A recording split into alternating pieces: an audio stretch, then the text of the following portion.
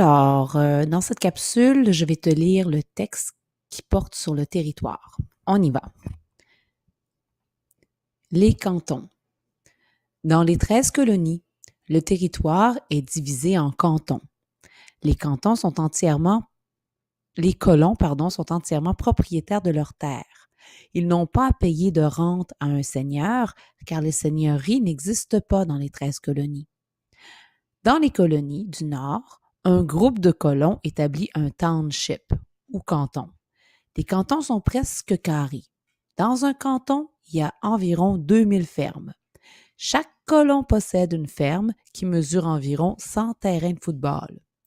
Un espace est réservé pour le village et les colons construisent ensemble une salle de réunion. Les habitants d'un même canton se rencontrent dans la salle de réunion, le Township Hall, pour discuter des questions locales comme les routes.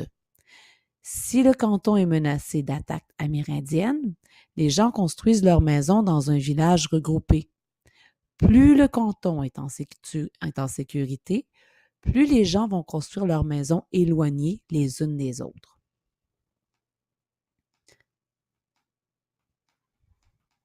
Ici, tu vois un petit schéma. Alors, canton ou township, ça, c'est un canton. Ici, ça doit être de l'eau probablement. Terre de colon. Le colon, il est propriétaire de sa terre. Terre de la couronne. Les terres appartiennent au roi d'Angleterre parce que tu sais, dans les 13 colonies, les 13 colonies sont la possession de l'Angleterre et non pas de la France. Et les terres du clergé anglican, ce sont les prêtres. Les terres qui appartiennent à l'Église, c'est celles qui sont vertes. Donc, tu vois, c'est fait comme ça. Je continue pour le territoire, c'est comme une lettre. Alors, Monsieur l'intendant, je viens de visiter le territoire anglais au sud de la Nouvelle-France. Leur espace est restreint et compte 13 colonies indépendantes les unes des autres, mais qui ont en commun leur lien à l'Angleterre. Les 13 colonies sont situées entre l'océan Atlantique et la chaîne de montagnes des Appalaches.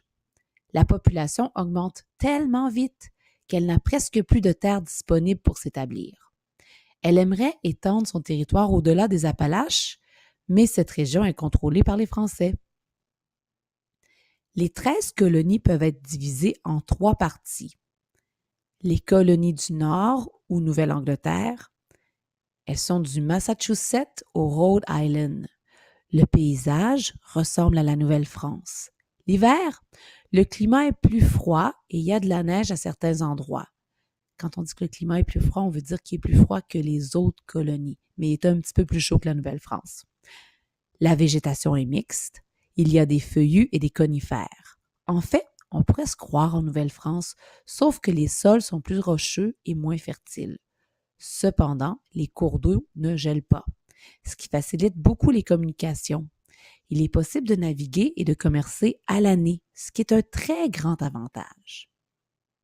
Maintenant, on va parler des colonies du centre.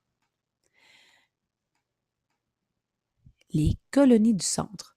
Le centre est occupé par les territoires de New York, du New Jersey, du Delaware et de Pennsylvanie. Le climat est un peu plus doux et les terres sont excellentes. C'est là qu'on produit le plus de blé, de maïs et qu'on élève le plus de bétail et de porcs. Les colonies du sud. Au sud, il fait beaucoup plus chaud et la végétation est bien différente. Du Maryland à la Géorgie, il ne neige presque jamais. Les terres sont souvent sablonneuses ou marécageuses. Plusieurs arbres ne perdent jamais leurs feuilles.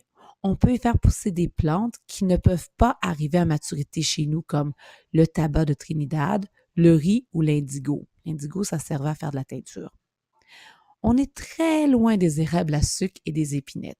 Votre dévoué serviteur, Jacques Choquette.